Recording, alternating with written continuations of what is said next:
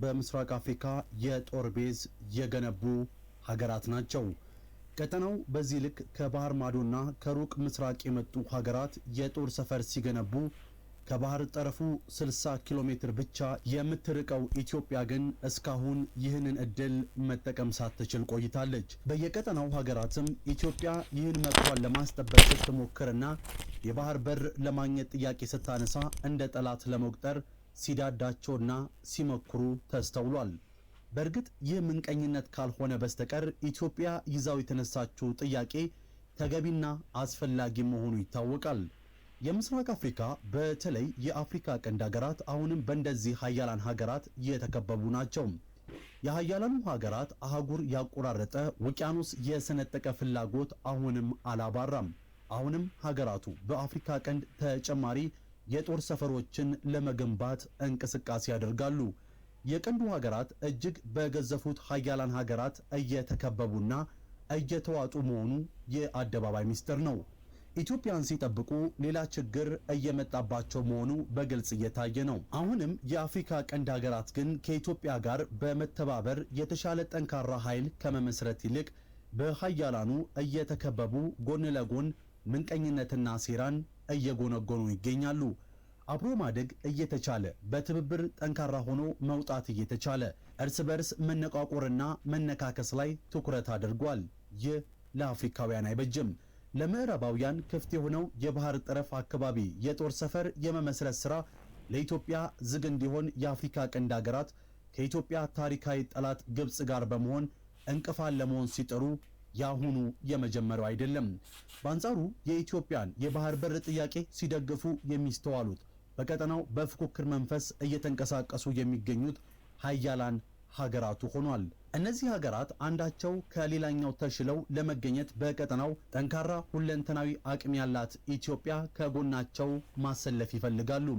ኢትዮጵያ በአፍሪካ ቀንድ የባህር በር እንድታገኝ የሚያስችላትን ነባራዊ ሐቁ ምንድን ነው? የሀያላኑ ሀገራት ፍጥጫና ሩጫስ ምን ይመስላል? አዲስ አበባ የባህር በር ጥያቄዋ ሲመለስ የቀጠናው ጂኦፖለቲክስ ምን ሊመስል ይችላል? የአፍሪካ ቀንድ ሀገራት ከምንቀኝነት ወጥተው ከኢትዮጵያ ጋር ቢተባበሩ ከገጠማቸው የመከበብ ችግር እንዴት ሊወጡ ይችላሉ? በሚሉትና ተያያዥ ጥያቄዎች ላይ የዘርፉ ባለሙያዎችን አናግረን እንደ ሆርን ሪቪው አይነት ዓለም አቀፍ ሚዲያዎችን ዳሰን ያሰናደናቸውን ዝግጅቶች እንድትከታተሉን ጋበዝናችሁ። አብራችሁ እንድትቆዩ የተከበረው ግብዣችን ነው። ለቻናላችን አዲስ ከሆናችሁ ደግሞ ሰብስክራይብ እያደረጋችሁ ተወዳጁን።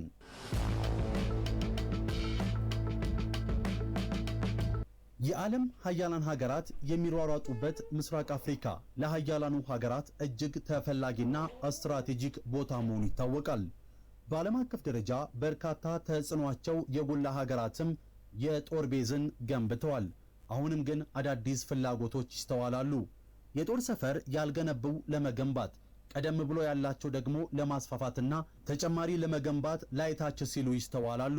ኢትዮጵያን፣ ኤርትራን፣ ሶማሊያን፣ ጅቡቲን ያቀፈውና በአፍሪካ አህጉር ምስራቃዊ ክፍል የሚገኘው የአፍሪካ ቀንድ ክልላዊና ዓለም አቀፋዊ ኃይሎች አይናቸውን የጣሉበት አካባቢ እንደመሆኑ መጠን ኢትዮጵያም የሚገባትን ለማግኘት ጥያቄ ካቀረበች ሰነባብቷል።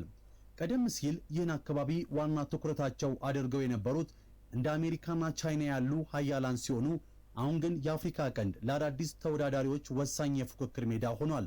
ሳውዲ አረቢያ፣ የተባበሩት አረብ ኤምሬት፣ ቱርክ፣ ኳታር፣ ኢራንና ግብጽ በአፍሪካ ቀንድ ጥቅሞቻቸውን በአካባቢው ለማስጠበቅ እየተንቀሳቀሱ ያሉ ዋና ቀጠናዊ ተዋናዮች ናቸው። ቀጠናውም እየተከበበ የሚገኘው በአሁኑ ጊዜ አሜሪካን፣ ፈረንሳይን፣ ጃፓንን፣ ቻይናን፣ የተባበሩት አረብ ኤምሬትስ እና ቱርክን ጨምሮ 11 ሀገራት በቀይ ባህር ዳርቻ ላይ የጦር ኃይል ሰፈር አላቸው። እዚህ የመገኘታቸው ምክንያት እንደየሀገራቱ ይለያያል።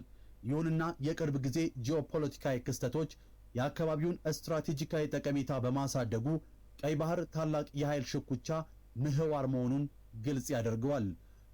2250 ኪሎ ሜትር የሚሸፍነው የቀይ ባህር ኮሪደር ሜዲትራኒያን ባህርና ህንድ ውቅያኖስን አልፎ ወደ ኤሲያ የሚለየው ቁልፍ የውሃ መስመር ሲሆን በየዓመቱ በቢሊዮኖች የሚቆጠር የንግድ እንቅስቃሴ ይከናወንበታል። ወታደራዊ ጠቀሜታው በዚያው ልክ ነው። ከ10 በመቶ በላይ የሚሆነው የዓለም ንግድ በየዓመቱ በቀይ ባህር በኩል ያልፋል። የንግድ መስመሮቹ በዓለም ላይ ካሉት 10 እጅግ ስትራቴጂካዊ የውሃ መንገዶች ሁለቱን ማለትም በባህሩ ደቡባዊ መግቢያ የሚገኘውን ባብኤል ማንደብና በሰሜን የግብጽ የሚገኘውን ሲዩዝ ካናልን ያቋርጣሉ። ይህ የቀይ ባህር አካባቢ በዘይትና በከበሩ ማዕድናትም የበለጸገ መሆኑ ይነገርለታል። ስለሆነም ኢትዮጵያ አሁን በዚህ ቀጠና ማግኘት ያለብኝን ጥቅም አስከብራለሁ የሚል ጥያቄ አንግባ እንደተነሳች ይታወቃል። የቀጠናው ሀገራት ግን ማንም ከየትኛውም የዓለም ክፍል እየመጣ የሚጠቀመውን አካባቢ ኢትዮጵያ እንድትጠቀም የሚያደርግ ቅንነት የላቸውም። በአንጻሩ ምንቀኝነት ጎልቶ ይታዩባቸዋል። ኢትዮጵያ ግን በዚህ ቀጠና ውስጥ የሚገባትን ማግኘት ይኖርባታል። ታሪካዊ ዳራውም አዲስ አበባ በቀጠናው የተሻለ አቅምና ተጠቃሚነት እንደነበራት ነው የሚያስረዳን። ለዚህ ደግሞ ታሪክን ወደ ኋላ መለስ ብሎ መመልከት ይቻላል። የጎን ስፋቱ ከ50 እስከ 60 ኪሎ ሜትር የማይበልጠውንና የትግራይንና አፋርን ምድር እየታከከ ቁልቁል የሚወርደውን ቀጭን መሬት ያየ ሁሉ የኢጣሊያ ቅኝ ገዢዎች ኢትዮጵያ ወደ ቀይ ባህር የሚያስወጣ መሬት እንዳይኖራት ሆን ተብሎ ያጠሩት አጥር መሆኑን ይረዳል። ኢትዮጵያ ይህንን አጥር አፍርሳ ኤርትራን ለመቀላቀል ለተባበሩት መንግስታት ድርጅት ጉባኤ ጥያቄ ባቀረበችበትና ሙግት ባካሄደችበት የዲፕሎማሲ ዘመቻ ወቅት የባህር በር እንድታገኝ የሚያስችል መሬት ተፈቅዶላት እንደ